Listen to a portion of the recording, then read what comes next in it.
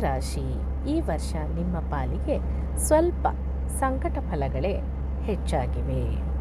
ಮೇ ತಿಂಗಳಲ್ಲಿ ಗುರುಬಲವನ್ನು ಕಳೆದುಕೊಳ್ಳುತ್ತೀರಿ. ಹಣಕಾಸಿಗೆ ಹೆಚ್ಚು ತೊಂದರೆ ಅನುಭವಿಸುತ್ತೀರಿ. ವ್ಯಯದರ್ಶನೇಶ್ವರ ವೃಥಾ ಖರ್ಚನ್ನು ಉಂಟು ಮಾಡಿಸುತ್ತಾನೆ.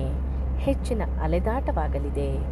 ಜನ್ಮದ ರಾಹುವು ತಲೆನೋವು, ಜಲರೋಗ ಮುಂತಾದವನ್ನು ಹೆಚ್ಚು ಮಾಡುತ್ತಾನೆ. ಚರ್ಮ ವ್ಯಾಧಿಗಳು ಉಂಟಾಗಲಿದೆ. ಸಹೋದರರ ಸಹಕಾರ ಇರಲಿದೆ. ಸೇವಕರ ಸಹಕಾರದಿಂದ ಸಮಾಧಾನ ಕಾಣುತ್ತೀರಿ. ವೃತ್ತಿಯಲ್ಲಿ ಸಾಮಾನ್ಯ ಫಲವಿದೆ.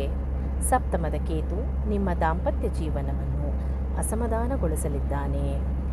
ವ್ಯವಹಾರದಲ್ಲಿ ವಿಘ್ನಗಳು ಉಂಟಾಗಬಹುದು. ಮೇ ಜೂನ್ ತಿಂಗಳಲ್ಲಿ ಸ್ವಲ್ಪ ಕುಟುಂಬ ಬಲವನ್ನು ಸಹಕಾರವನ್ನು ಕಾಣಬಹುದು. ಬುಧ ಮತ್ತು ಶುಕ್ರ ಶುಭ ಸಂಚಾರ ಮಾಡುವ ಕಾಲದಲ್ಲಿ ಉತ್ತಮ ಫಲಗಳನ್ನು ಕಾಣಬಹುದು. ಉಳಿದಂತೆ ಈ ವರ್ಷ ನಿಮಗೆ ಸಾಮಾನ್ಯವಾಗಿರಲಿದೆ. ಯಾವುದೇ ಮುಖ್ಯ ಕೆಲಸ ಕೈಗೊಳ್ಳಬೇಡಿ. ಅನಗತ್ಯ ಪ್ರವಾಸಗಳಿಂದ ಹಣನಷ್ಟ ಉಂಟಾಗಲಿದೆ. ಸಾಡೆ ಸಾತಿನ ಪ್ರಭಾವದಿಂದ ಆರೋಗ್ಯ, ಹಣ ನಷ್ಟ ಮುಂತಾದ ಫಲಗಳನ್ನು ಅನುಭವಿಸುತ್ತೀರಿ. ವಿದ್ಯಾರ್ಥಿಗಳು ಎಚ್ಚರದಿಂದ ಇರತಕ್ಕದ್ದು. ಸಹವಾಸ ದೋಷದಿಂದ ವ್ಯಕ್ತಿತ್ವ ಹಾಳಾಗುವ ಸಾಧ್ಯತೆ ಹೆಚ್ಚಿದೆ.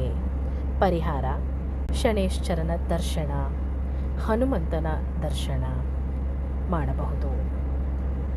ಶುಭರತ್ನ ಮಾಣಿಕ್ಯ ಪುಷ್ಯರಾಗ.